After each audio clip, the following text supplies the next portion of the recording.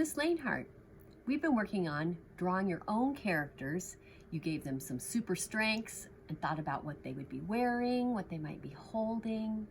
It's been making me happy thinking about you out there in your homes having fun inventing your characters. Let's look at some of the pictures that you sent.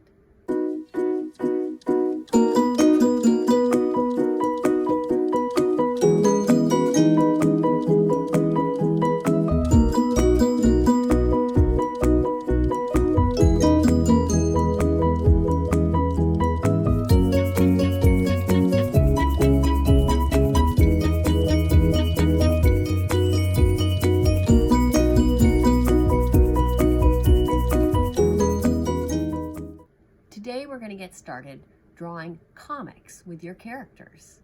Let's think about what makes up a comic and help you get comfortable with drawing and writing your own comic. So what exactly is a comic? A comic is a story that's told with pictures and words, and there can be more than one picture on a page, and they're inside those little boxes that we call panels. And in comics, we show what the characters are saying inside of little speech bubbles, or what they're thinking inside of thought bubbles. Sometimes the drawing inside of the panel or the little box is just a character with nothing in the background. And sometimes we can see the place where the characters are. We call the place the setting.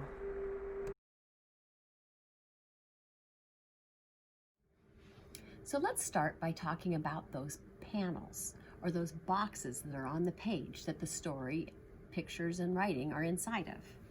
You've got a packet. Inside your packet, you can find some pages that have panels on them. These have been provided to you so that you can draw and write your story inside these panels. But I'm going to show you a way that you can draw your own panels, because you probably are going to want to do a lot more pages than that. You can draw your panels and your cartoons inside your sketchbook, or you can use plain scrap paper that you can find. The next thing you'll need for drawing your panels are pencil, of course, and then some small boxes from around the house. You'll see how we're going to use these in a minute. I have a sugar box, Band-Aids, and a tea box. So here's how I'm going to use those boxes to help me draw panels. The boxes are already straight shapes with square edges. So that's going to really help me. I'm going to just draw around them. First, I'm going to sort of set them down and see how they fit together. I'm just going to hold my box down and draw around it.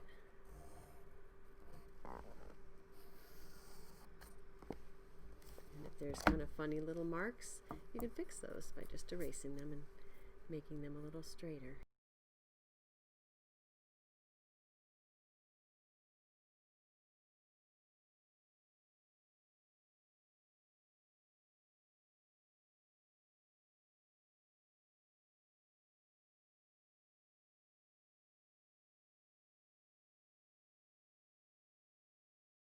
And that's how you can draw your own panels. And of course, you can also just hand draw the panels that you need. The lines don't even have to be straight.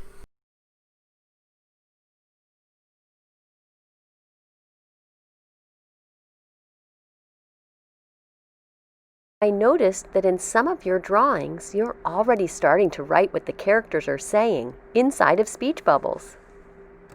Maybe you make a character and you say, I want this character to be saying something. So you draw a speech bubble and then you go, oh no, that's so small, I can't fit my writing inside of that. I can't put the words in there. So what you can do instead is you make your character who you want to be doing the talking, but then instead of making the bubble first, do the writing first and make the bubble around it. Let's say I want this character to say, anybody home? And now I'm going to make the speech bubble around the writing. I do the writing first, and then I draw the bubble around it. Start at the bottom, Go around, and then when you come back, leave a little gap right there, a little space, and do a curved line going towards the person doing the talking, and then back up again. And there's your speech bubble. The writing first, then draw the bubble around it. Now, how do you make it look different if the person is thinking something, not saying it out loud, when you do a thought bubble? And one thing I think is kind of cool that I've seen in comics is you don't always have to draw the whole person. You could just draw a face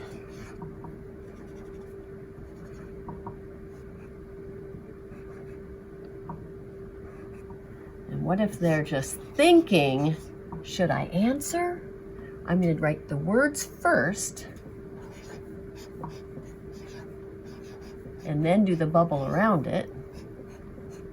Should I answer? And that way you can make your writing plenty big, you have plenty of room. And I'm ready to do the bubble around it. And a thought bubble looks different from a speech bubble because a thought bubble is more like a cloud.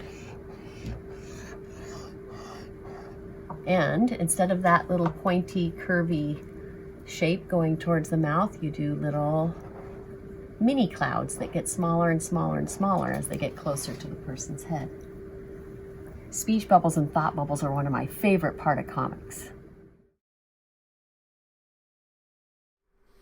Let's talk about drawing setting. When you want to show the place where your characters are, you can make a setting with simple lines and shapes. Let's say you draw a wavy, what we call organic shape that doesn't have straight edges. This will give you the feeling that your scene or your setting is outside. When we make organic lines and shapes, it feels like it's somewhere in nature or outside. Can you imagine a scene or a setting that looks like this? What could this be? Where could your character be? If you would like to show a setting that's more human-made, like buildings or roads or tables or windows, then you want to use straight lines. Maybe you can again use your boxes to help you. Let's see if I can use this box to help me draw a window up in the corner.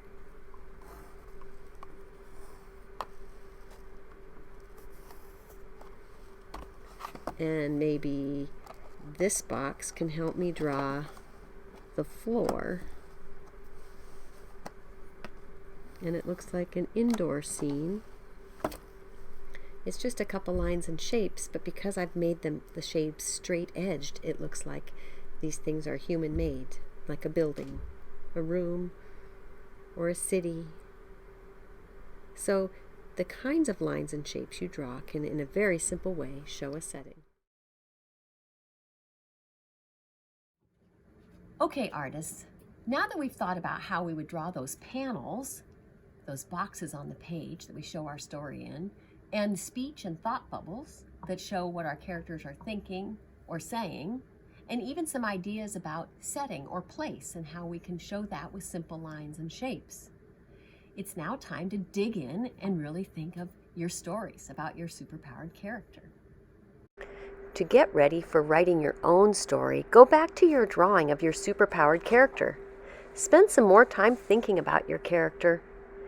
Do a step inside where you imagine just for a moment that you are that character. If you were that character, what would you see as you looked around? What are some things you like? What are some things you don't like? What do you care about? What or how would you like to help others? And how could you use your super strength to do that? Maybe your character can team up with another character and they can work together. You can draw your characters doing those things that you're imagining. And you can use speech bubbles, and you can draw the pictures inside of panels if you want. You can be a comic artist. Goodness geez, artists, I'm so glad to have this time with you, and I'm really excited about the things that you are drawing and writing at home. I hope I see some more of your stories, and be sure to share them with other people too. Have fun this week, and next week we'll get to see more from Sean McDaniels. He's going to introduce us to his team of Alaskan superheroes, the Denali Avengers. So we'll see you next time.